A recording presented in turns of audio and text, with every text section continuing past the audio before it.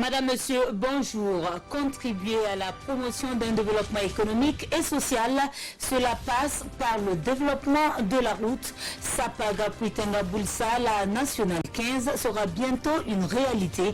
Le lancement des travaux présidé par le chef de l'État dans un instant. La solidarité face au péril, elle s'exprime entre populations. Plus de 2 millions, c'est ce que les ressortissants de la province du BAM apportent aux déplacés de la province de Kongossi. Nous voyons cela dans les détails en cours d'édition. Difficile de reloger les déplacés qui occupent en majeure partie les écoles en cette période de rentrée scolaire. À Kaya, plusieurs établissements scolaires restent jusque-là indisponibles. L'appel à la solidarité est lancé par les autorités locales pour un relogement. Des taxes punitives sur les produits européens. Washington poursuit ainsi sa guerre commerciale contre l'Union européenne. L'Organisation mondiale du commerce autorise les États-Unis à mettre en place des mesures de rétorsion. Cela après la victoire de ces derniers dans l'affaire dite des subventions à Airbus. Les Européens de leur côté préparent la riposte tout en espérant une solution à l'amiable. Une fois de plus, bonjour Madame, Monsieur. Désengorger le réseau routier national tout en favorisant la promotion d'un développement économique et social des régions du centre-nord et du centre-est. Et voici mis en route les travaux de réhabilitation et de bitumage de la nationale 15. La première phase a été lancée hier par le chef de l'État et couvre la route Sapaga-Puitenga-Kalwartenga. Le récit en image avec Isiaka Nana et Isaka Ouetraogo. Le calvaire des usagers de la route Sapaga-Boulsa ne sera bientôt qu'un lointain souvenir. Par ce coup de pelleteuse, le président du Faso Roch-Marc Christian Kaboré lance officiellement les travaux de bitumage de la route Sapaga-Boulsa. Plus qu'un vœu, c'est un rêve qui se réalise pour les populations.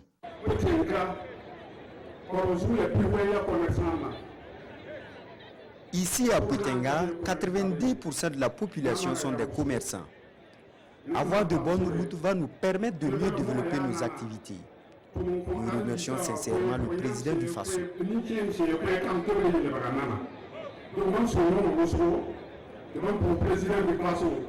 La construction de cette route se fera en 2 phases selon le ministre des Infrastructures. Une première phase Sapaga-Puitenga-Kalwartenga. La seconde étape Kalwartenga-Boulsa devrait tenir compte de la construction du barrage de Saguin où devrait être érigé un ouvrage de franchissement.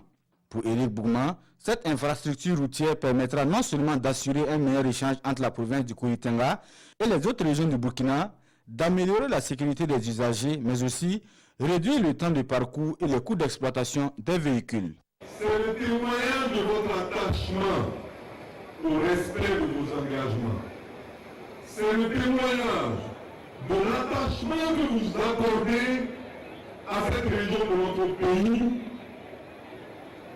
au désenclavement de la province du Namendenga.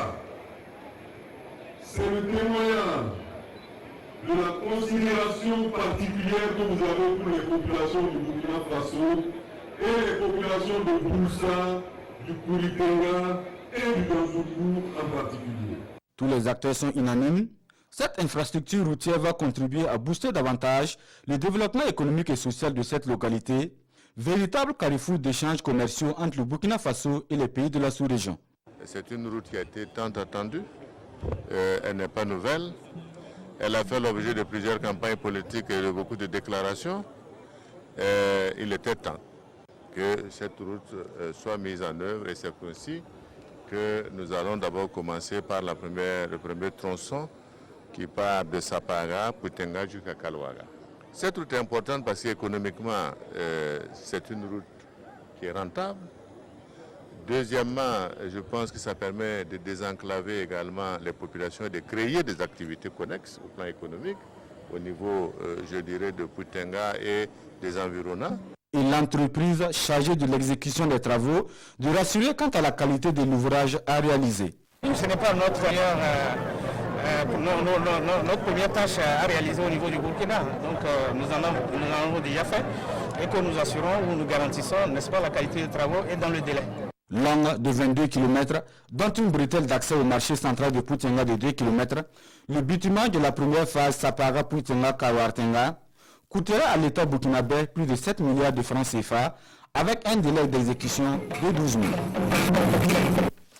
Le chef de l'État qui a présidé également ce matin la cérémonie de prestation de serment d'un nouveau membre du Conseil constitutionnel. Il s'agit de la nouvelle juge Véronique Baïli. C'est au cours d'une cérémonie riche en solennité qu'elle s'est engagée à œuvrer dans le respect strict de la Constitution. Toute la mesure de son engagement à travers ce compte rendu de Salifou Belem et Wendata Nathalie Kaouré. Par cette prestation de serment, Mme Véronique Baïli Nebamouni intègre le cercle des grands juges du Burkina Faso. Dans son serment, la magistrate de grade exceptionnel jure de bien et fidèlement remplir ses fonctions et de les exercer en toute impartialité dans le respect de la Constitution burkinabé. Madame Véronique Baïli Bamouni, je vous donne acte de votre serment, vous renvoie à l'exercice de vos fonctions, dit que de tout, il sera dressé procès verbal par M. le secrétaire général du Conseil constitutionnel pour y recourir en cas de besoin. Et la publication en sera faite au journal officiel du Faso.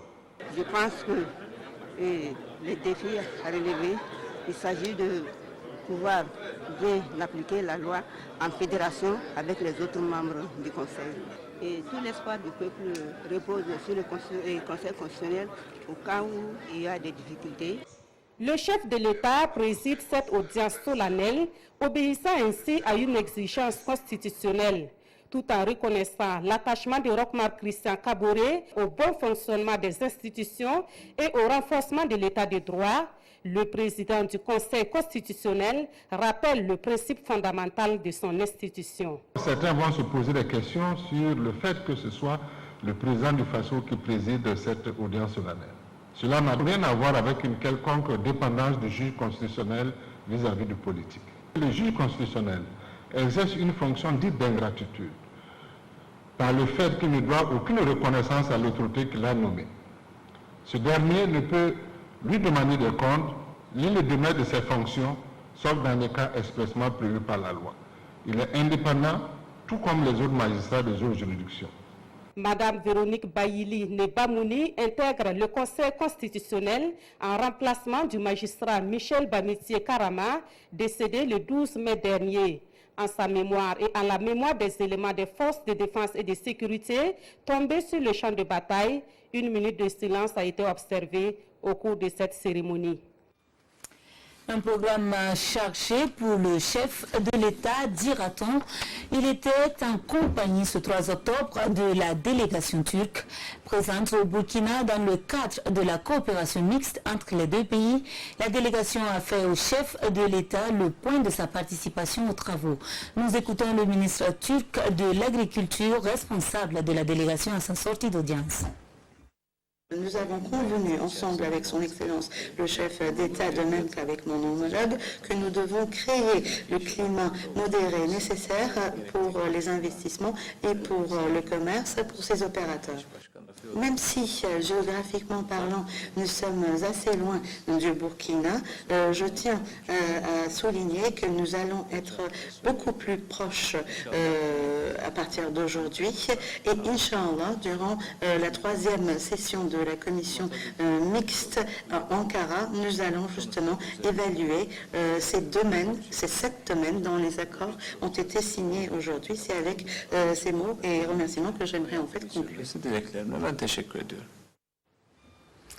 Voilà une délégation qui un peu plus tôt refermait 2 jours de travaux au sein d'une commission mixte de coopération économique entre le Burkina et la Turquie. Les conclusions ont accouché de 7 accords. Ils touchent à des domaines comme la culture, l'éducation, l'agriculture ou encore le commerce. Les travaux, vous vous en doutez, se sont refermés par les signatures des 10 accords entre les deux parties. Détail avec Adama Guiti et Sekou Zongo. L'axe Ouagadougou-Ankara se consolide à l'issue de la 2e session de la commission mixte de coopération économique entre le Burkina Faso et la Turquie.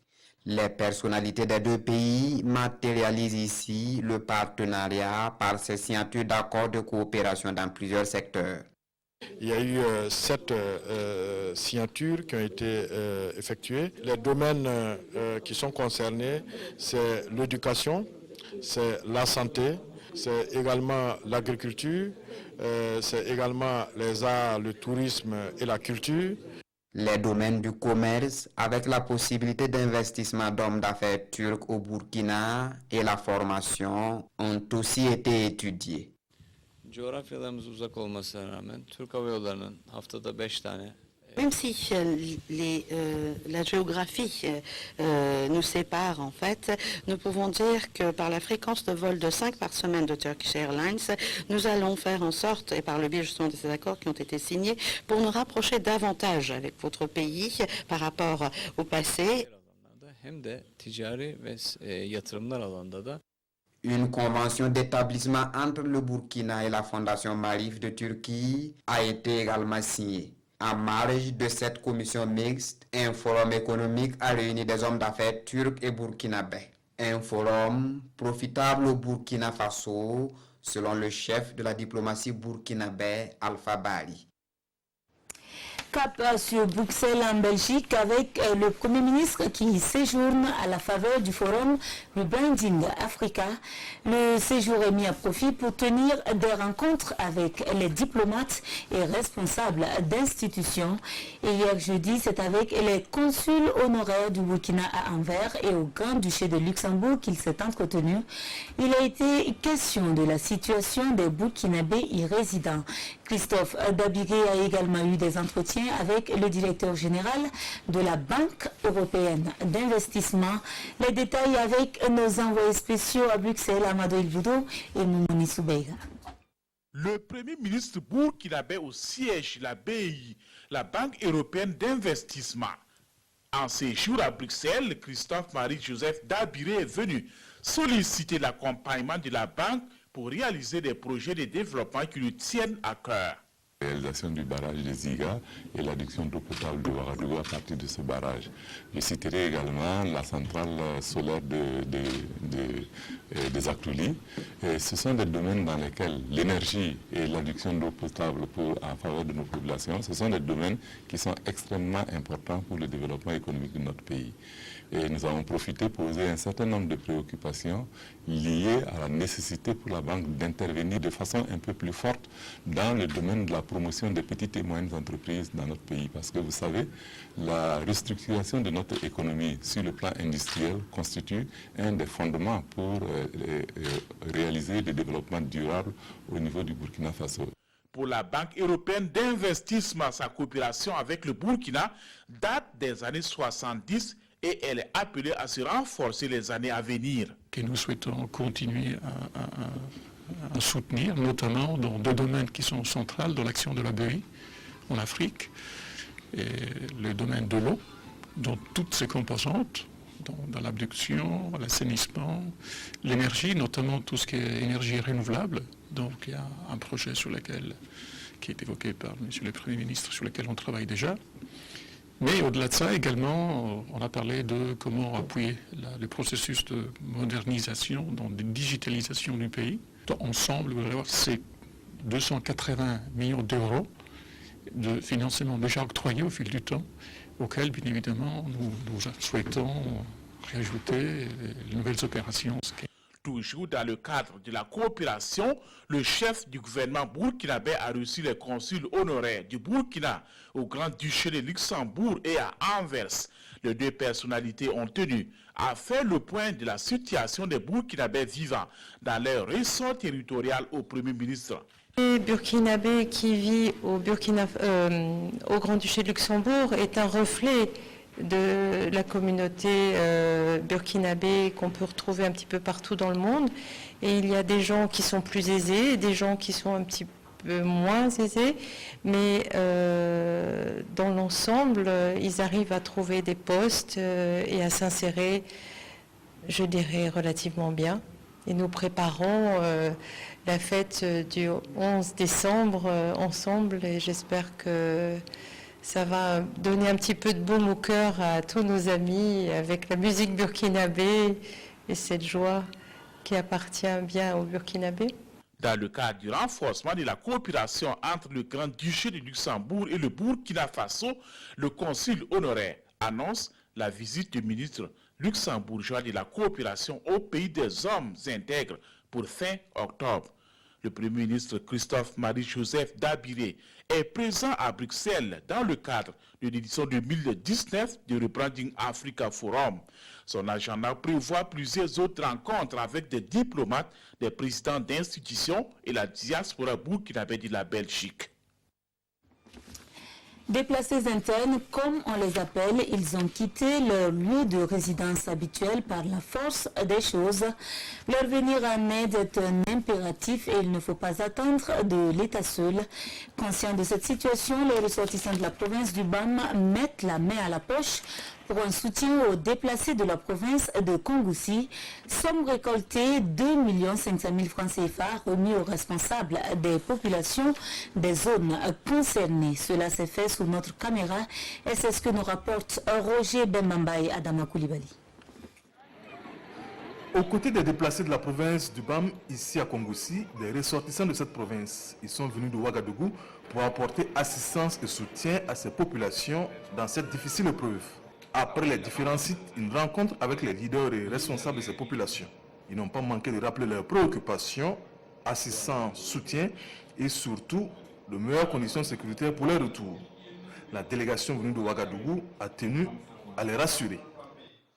La réaction et les secours pour soulager votre douleur et votre angoisse viendront et se préparent, nous dit-on, ou nous a-t-on dit. Faisons confiance à nos autorités. Dans cette dynamique, je vous demande de faire preuve d'un peu de patience, car rien ne saurait être fait dans la précipitation sous peine d'échec. Et pour cela, elle en appelle à l'engagement de tous pour faire face à cette situation. Nous pensons objectivement que nous devons développer cette résilience-là. Nous savons que c'est très difficile, comme dit le président Jean-Baptiste, mais nous demandons à toutes les personnes de se retrouver donc dans cette logique-là de résilience dans la dignité. Pour déjà montrer ce talent de soutien des ressortissants de la province du BAM aux déplacés, la délégation a remis une somme de 2 500 000 pour faire face à l'urgence en attendant d'autres actions. Et la situation de ces déplacés n'est pas du tout reluisante côté logement. Si certains ont eu la chance de se trouver des logeurs, d'autres par contre se contentent des écoles. Des distributions de céréales y sont organisées pour faire face à la situation. Des initiatives personnelles se manifestent également avec des distributions de repas. Le constat est fait par Roger Bembamba et Adama Koulibaly. Sous un soleil torride, ils attendent de quoi pouvoir assurer leur pitance quotidienne. Nous sommes ici sur l'un des sites de distribution de céréales aux déplacés à Kongoussi. Cela fait plusieurs jours que certains ont fui leur village, abandonnant tout. La situation que nous vivons est très difficile. Certains sont logés dans des écoles et d'autres ont des tuteurs. Pour le moment, ça va, mais on ne sait pas comment cela va évoluer dans les jours à venir. Nous souhaitons de l'aide. Grâce à des personnes de bonne volonté, ce site de distribution de repas a été mis en place. Mais difficile de satisfaire tout le monde au regard du nombre et de la modicité des moyens. Chaque jour, on peut préparer au minimum 35 sacs. Bon. Le premier jour, on a préparé 9 sacs, c'était le soir. Mais pour le moment, ça vaut 35. Parfois même, ça dépasse comme ça, mais bon, c'est le minimum. En tout cas, ça ne satisfait pas les gens, mais on se débrouille. Une situation de déplacés difficile surtout pour ces femmes et enfants qui attendent soutien et réconfort dans le désarroi. Pour avoir à manger, c'est très difficile. Ne serait-ce que trouver un endroit pour loger les femmes et les enfants, cela va nous soulager. Nous avons vraiment besoin d'aide. La situation est difficile. S'il vous plaît, aidez-nous. Aujourd'hui, il serait environ 20 000 déplacés qui ont fui leur village à cause de la situation sécuritaire pour élire domicile ici à Kongoussi. L'autre grosse difficulté qui se pose également avec les déplacés, c'est le relogement en cette période de rentrée scolaire. Comment concilier cet impératif avec celui de la réouverture des écoles aux élèves? L'alternative qui s'offre aux autorités locales est une fois de plus l'appel à la solidarité. Nous avons fait le constat dans quelques établissements de la ville de Kaya dans le centre-nord, 3 jours après la rentrée scolaire. Et c'est ce que nous voyons avec Daouda Ouattara et Beleman Nestor. Nous sommes à l'école Kougren Louda à ici, un établissement situé en plein cœur de la ville de Kaya. Ici, la rentrée n'est pas encore effective et pour cause, les salles de classe sont toujours occupées par des personnes déplacées internes. Elles sont arrivées des suites d'attaques terroristes dans leur localité. Quand nous sommes venus ici, on a gagné des écoles pour dormir. Mais à ce temps, l'école est presque commencée. C'est commencé même. Et les élèves viennent nous dire de laisser leur place parce qu'ils veulent faire l'étude. Et leur maman même. Même réalité. À l'école Wemtenga, une partie des déplacés a déjà trouvé refuge, mais le reste attend toujours de l'aide. On voit les élèves venir ici, avec leur nombre même, on sait que pour eux aussi c'est leur moment. Mais à nous aussi, on ne sait même pas comment on va dire. Si ce n'est pas avec l'aide, on ne sait pas comment on va faire pour le moment. Plusieurs établissements sont dans cette situation. Un casse-tête chinois pour les responsables du système éducatif qui tentent de résoudre dans les meilleurs délais. Nous avons autour de 87 écoles qui sont dans cette situation-là. Et 52 autres là qui sont également occupées par qui n'ont pas pu ouvrir. On est en train effectivement d'installer justement ces abris-là avec l'accompagnement des ONG. Et je crois qu'au cours de la semaine, s'il plaît à Dieu en tout cas, on va pouvoir commencer à faire le relogement, bien sûr, de ces personnes déplacées internes. Au service social de la commune de Kaya, les enregistrements se poursuivent pour la prise en charge de ces personnes ainsi que de leurs enfants. Il y a les distributions avec les partenaires pour les vivre et maintenant recenser les élèves, essayer de voir d'où ils viennent, où ils sont présentement pour que si il y a une possibilité, par exemple si un éventuel partenaire voulait renforcer les infrastructures scolaires, on pouvait leur dire d'aller dans telle école parce qu'il y a plus de déplacés élèves dans telle localité. Tous les espoirs sont tournés vers la mairie qui s'est dit limitée dans son action. Elle appelle aux partenaires et aux bonnes volontés. Il est bien vrai que le transfert de compétences est effectif au niveau de l'éducation, mais face à un tel problème, il faut des appuis de gauche à droite. Sinon, la commune, à elle seule, ne peut pas faire, en tout cas au-delà de ses moyens. À la date du 1er octobre, ce sont au total 81 240 personnes déplacées qui ont été enregistrées dans la région du Centre-Nord. En attendant des solutions pérennes, certains partenaires viennent ici en appui à travers des espaces d'apprentissage temporaires. Et cette situation, vous le savez, est liée à la crise sécuritaire que traverse le Burkina. Malgré les difficultés rencontrées, les forces de défense et de sécurité se disent toujours déterminées à vaincre. Leur message, ils l'ont adressé au chef d'état-major général des armées qui a séjourné au sein du groupement des forces pour la sécurisation du Nord. À l'occasion, Moïse Minungu a parcouru plusieurs détachements militaires de la zone d'opération. Des conseils ont été prodigués, des encouragements adressés et des mesures prises pour améliorer les conditions d'engagement opérationnel décrites. Le CMG a aussi sollicité l'engagement des autorités locales aux côtés des forces armées nationales. Difficile comme le Sahel offre le programme d'urgence. Il reçoit un appui conséquent du Fonds des Nations Unies à travers 4 nouveaux projets d'un montant total d'environ 7 milliards de francs CFA. Les acteurs de ces projets se sont retrouvés à Waiguia pour une meilleure appropriation tout en orientant la réflexion sur comment améliorer les conditions de vie et de travail des populations. Constantin Oudrago et Moussaki. Ils sont tous des acteurs de la mise en œuvre des projets du PUS, le programme d'urgence pour le Sahel. Ces acteurs sont ici à Waiguia pour une réelle appropriation des nouveaux projets entrant dans le cadre du PUS et financés par le Fonds de consolidation de la paix des Nations Unies. Ces projets vont contribuer à la résilience et à la promotion du vivre ensemble dans les régions du Sahel et du Nord. Les projets ont été développés avec la participation des communautés au regard de leurs besoins.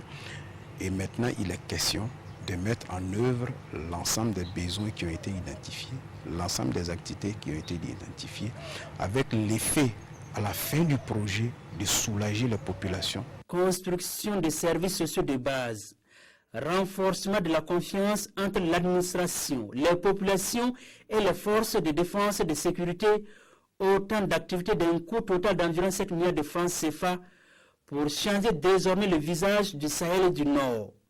L'information suscite beaucoup d'espoir, mais aussi de réelles inquiétudes chez les bénéficiaires. Tout dernièrement, comme vous le savez, le PIS a été élargi à d'autres localités. Et dans ces actions, on constate au quotidien, même si ce sont des annonces, on voit des intentions de réalisation pour le bien-être de la communauté. On ne dirait pas que rien n'a été fait, mais en tout cas nous sommes toujours sur notre soif. Il y a des choses qui sont faites, mais on voudrait que ces réalisations-là partent en phase avec ce qui est dit dans les cadres de concertation. Les projets du Fonds de consolidation de la paix des Nations Unies sont mis en œuvre depuis 2018 pour une durée de 3 ans. À terme, ils devront contribuer au développement socio-économique du Burkina Faso et à la paix. Contribuer au développement de l'offre d'emploi et de la micro-entreprise dans les zones transfrontalières du Burkina. C'est un objectif qui a guidé l'organisation des journées de l'entrepreneuriat par le ministère de la promotion de l'emploi et expertise France. C'est une rencontre nationale de jeunes qui sert aussi de cadre d'échange pour l'amélioration du climat des affaires au Burkina. Les explications avec Salif Belem et Amadou Marcel Tau. Expertise France accompagne la jeunesse burkinabé à travers son programme d'appui à l'emploi. Le programme bénéficie d'un accompagnement financier de l'Union européenne à plus de 4 milliards de francs CFA. À cette première rencontre nationale de 2 jours, acteurs nationaux et internationaux vont échanger sur les questions de l'entrepreneuriat des jeunes au Burkina Faso. Nous avons une frange importante de notre jeunesse, environ plus de 160 000 qui arrivent chaque année sur le marché du travail. Et il faut en tout cas ce type d'espace-là pour créer en eux la fibre de l'entrepreneuriat, parce que le système classique d'emploi bureaucratique ne peut plus résoudre la question de l'emploi au niveau de notre pays. Et aujourd'hui, la force de ce projet, c'est que cette action se fait de manière très décentralisée, avec une implication forte des conseillers régionaux, une implication forte de la société civile dans ces régions, mais aussi une implication des services déconcentrés du ministère qui accompagnent ce mouvement. Cet appui vient à point nommé car il contribuera à la lutte contre le chômage. Ce programme fait vraiment partie clé de nos activités. C'est la création d'emplois et de soutenir l'entrepreneuriat au Burkina Faso. Et ces rencontres montrent vraiment le dynamisme et les possibilités, les potentialités qui existent au Burkina Faso. Le programme d'appui à l'emploi concerne les régions du Nord, du Sahel et de la boucle du monde. À terme, il ambitionne former 10 000 personnes et créer 10 000 emplois. De l'université au palais de Isuka, nous sommes sur les traces de l'ambassadeur des États-Unis, Andrew Young. Une tournée dans la cité du Cavalier Rouge lui aura permis de traduire la bonne relation d'amitié et de coopération existant entre les peuples américains et burkinabés. Le diplomate et son épouse ont aussi rencontré les jeunes et femmes de la chefferie coutumière. La tournée suivie par Kounsoun Koulibaly et Vincent Kiangoubeo. L'ambassadeur des États-Unis à l'université Norbert Zongo de Koudougou. Ici, avec le président de l'université, Frédéric Ouattara, Andrew Nyang échange avec des jeunes du club d'anglais de l'American Corner. Un service mis en place grâce au soutien de l'ambassade pour la pratique de la langue anglaise. Et puis, il y a ces femmes organisées en association qui se battent pour réussir leur micro-entreprise. Elles reçoivent les encouragements de l'ambassadeur. J'ai vu les femmes fortes d'un programme qui s'appelle Her Rising. Les femmes qui, à travers l'entrepreneuriat, ont créé des entreprises, ont créé un meilleur avenir pour elles-mêmes, pour leur famille et aussi pour d'autres filles. Je suis très honoré parce que ça m'a permis de voir quel est l'impact réel de la contribution de la coopération entre l'Université Norbert Zongo et l'ambassade des États-Unis. Aujourd'hui, on a vu que ça a impacté la société. Autre lieu, c'est une laiterie qui reçoit la visite d'Andrew Nyang. Une laiterie tenue par des femmes qui approvisionnent Koudougou en produits laitiers. Quand on travaille et souvent les gens viennent vous rendre visite, ça vous encourage à aller en avant. Donc vraiment, nous sommes très contents. On ne sait même pas quoi dire, quoi. Chaude poignée de main entre Andrew Nyang et Naba Saga Ier. Nous sommes à Mansmé, palais de Youssouka, où le couple Nyang rend visite au premier notable de la ville de Koudougou. L'occasion de revisiter sur place le musée Raimi, où on trouve même des fragments de la Lune rapportés par la mission Apollo. L'Amérique entière est aujourd'hui à Youssouka, à Koudougou. Et nous sommes très honorés de la présence de son Excellence, Monsieur l'ambassadeur, qui est venu pour, je pense, la 3e fois. Il reviendra pour la 4e fois avant de partir. Et nous avons échangé vraiment sur des points essentiels concernant le Burkina Faso, concernant la sécurité, concernant l'amitié, concernant l'engagement des jeunes, des femmes. Ici au Burkina Faso, on a une force, c'est-à-dire qu'on a des valeurs traditionnelles et on a de la modernité et on trouve à travers toutes ces racines ici au Burkina des solutions pour créer un meilleur monde. À l'université, tout comme à Youssouka, Andrew Nyang marche sur les pas de son prédécesseur, Touminabe Mushingi, qui a planté ici ce manguier il y a 4 ans. Ce serait peut-être l'un des derniers souvenirs de ce diplomate américain dont la mission devrait arriver très bientôt à terme au pays des hommes intègres. Voilà, la tournée de Andrew Nyang relatée et suivie par Vincent Kiangoubeo. Et cette grogne du Synatic qui jusque-là semble n'avoir pas fait bouger les lignes, le syndicat autonome des travailleurs de l'information et de la communication a tenu un point de presse au cours duquel il affirme n'avoir reçu ni d'engagement écrit du gouvernement, encore moins un chronogramme clair de mise en œuvre du statut dérogatoire proposé au préalable par le gouvernement. Le compte rendu avec Idrissa Warga et Amandine Lalsava. Le mouvement d'humeur des agents des médias publics se poursuit jusqu'à l'obtention d'un accord concret avec le gouvernement burkinabé. C'est la principale information issue de ce point de presse animé ce jour par le Synatic, le syndicat autonome des travailleurs de l'information et de la culture. Après des séances de travail avec le MINEFI, c'est le statu quo, car les travailleurs ont exigé des engagements écrits de la part du gouvernement avec un chronogramme clair de mise en œuvre du nouveau statut proposé par la partie gouvernementale. Selon le Synatic, le gouvernement s'était engagé à lui transmettre une proposition au plus tard le 2 octobre. Un engagement non respecté par l'exécutif. Au Congrès, les gens continuent le combat. Sinon, comme je vous ai dit, ils ont fait des propositions de façon orale. Voilà.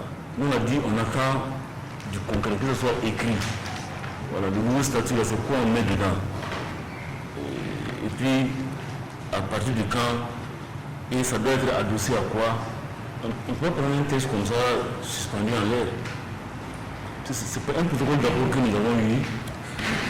et qui exigeait du gouvernement de prendre des mesures pour améliorer les conditions de vie et de travail au niveau des médias publics. C'est tout ce que nous on entend. Ils ont dit que la société d'État c'est impossible, mais ils proposent autre chose. On a dit ok, mais que ce soit du concret. On peut proposer des choses, pas de commentaires, que ce soit lors de nos rencontres ou bien au niveau du point de presse du gouvernement quand on dit qu'il y a ça, mais et c'est nous on a vu. Le syndicat autonome des travailleurs de l'information et de la culture réaffirme par ailleurs sa volonté de poursuivre les négociations pour une sortie de crise. Dans un tout autre registre, des héros nous envoyons au cinéma, mais nous en avons également plus proche de nous. Tel est le cas du caporal Ivo Zama qui a réussi l'exploit de sauver 60 passagers d'un car un jeudi dernier du péril des eaux. Eh bien, ce 3 octobre, il a reçu une décoration à titre exceptionnel des mains du ministre de l'administration territoriale, une médaille d'honneur des sapeurs-pompiers avec étoile d'or. Sur les images de Oscar Soulama, le commentaire de Amandine Lalsaga.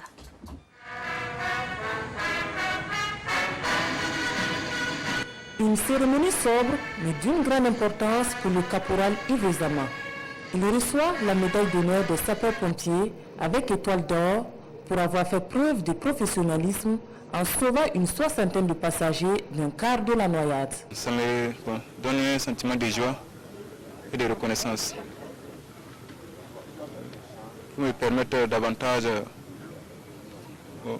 de travailler encore plus. Ivo Zama reçoit également les félicitations et les encouragements de sa hiérarchie et du ministre de l'administration territoriale, de la décentralisation et de la cohésion sociale. Alors chaque jour, les sapeurs-pompiers pratiquement font ces hauts faits-là. Donc que ce soit dans des pluies, que ce soit dans des histoires de feu ou bien dans d'autres activités difficiles. Mais nous avons voulu cette fois-ci, à titre symbolique, donc décorer le soldat Ivo Zama, afin de reconnaître donc, à travers cet acte-là, l'ensemble des actes qui sont posés par les sapeurs-pompiers pour sauver la population. Son acte héroïque remonte au mois de juillet.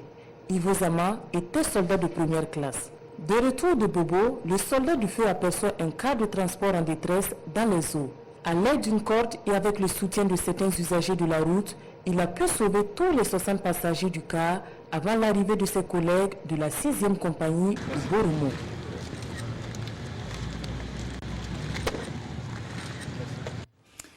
C'est beau, c'est tout neuf et ça encourage. Il s'agit là du nouveau bus des étalons présenté ce matin à la presse et au monde sportif burkinabé. La présentation a eu lieu au stade municipal par le président de la Fédération burkinabé de football qui du même coup a lancé les travaux de rénovation du stade. Souleymane Sanou et Jean-Modeste Ouedraogo. Voici la nouvelle écurie des étalons.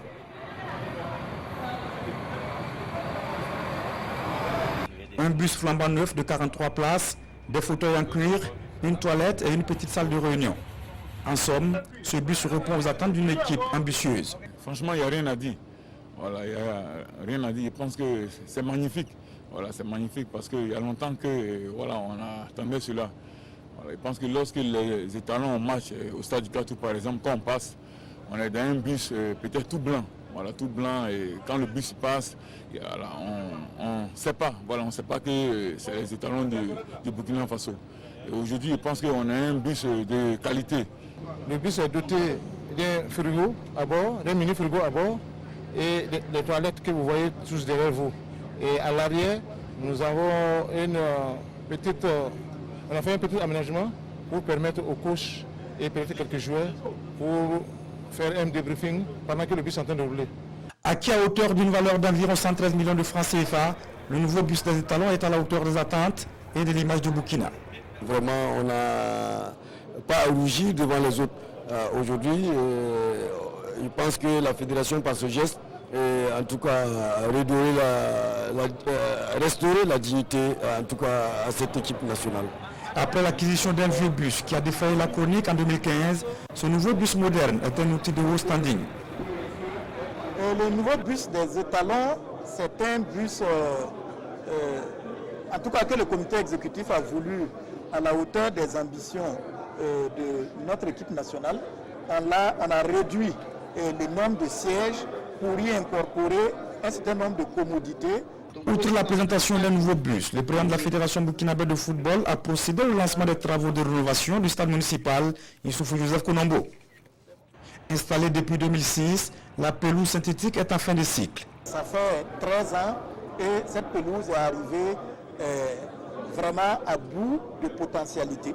Et il fallait refaire, quand on sait surtout qu'un grand nombre de matchs de notre championnat national se déroulent ici même au stade Issoufou Joseph Konombo. C'est une pelouse synthétique qui est très proche du naturel. Et c'est d'un coût approximatif de 305 millions de nos francs. Prévu pour durer 4 mois, l'entreprise néerlandaise Edengras, en charge des travaux, promet remettre à la Fédération burkinabé de football une pelouse synthétique de dernière génération. Hors de chez nous, les hostilités reprennent entre les États-Unis et l'Union européenne. Trump annonce des taxes punitives sur les produits européens après avoir obtenu gain de cause auprès de l'OMC dans l'affaire dite des subventions à Airbus. Les Européens disent préparer la riposte, mais espèrent trouver une solution à l'amiable. Washington poursuit sa guerre commerciale contre l'Union européenne. Après avoir obtenu gain de cause auprès de l'OMC dans l'affaire dite des subventions à Airbus, les États-Unis vont appliquer des taxes punitives sur 7,5 milliards de dollars de produits européens. Sur Twitter, le président Trump a salué une victoire contre une Union européenne qui, pendant des années, a très maltraité son pays en matière de commerce. Fin de citation. L'Organisation mondiale du commerce a autorisé Washington à mettre en place des mesures de rétorsion. Au cœur du différend, les subventions accordées par les pays européens à l'avionneur Airbus, concurrent de Boeing, des subventions jugées illégales par l'administration Trump. De leur côté, les Européens préparent leur riposte tout en espérant trouver une solution à l'amiable. L'imposition mutuelle de contre-mesures ne ferait que causer des dommages aux entreprises et aux citoyens des deux côtés de l'Atlantique et porterait préjudice au commerce mondial et au secteur de l'aviation au sens large à un moment sensible. Ces droits de douane vont frapper les avions importés de l'Union européenne, mais aussi des produits alimentaires, des surtaxes à hauteur de 25% sur le fromage, le vin, le café, le whisky ou les olives. Les produits en provenance d'Italie, d'Espagne ou d'Écosse seront notamment très impactés. Sans oublier les produits en provenance de France et d'Allemagne, car ces taxes américaines visent majoritairement les pays partenaires au sein du consortium européen d'Airbus. Quelle sera la réaction des Européens? L'OMC pourrait bientôt autoriser l'Union européenne à imposer, elle aussi, des droits de douane en réaction à des subventions indues versées cette fois par Washington à Boeing. En juin 2018, Bruxelles avait déjà appliqué des surtaxes sur plusieurs produits américains, dont l'acier ou le whisky, en réponse à la guerre commerciale déclenchée par Donald Trump.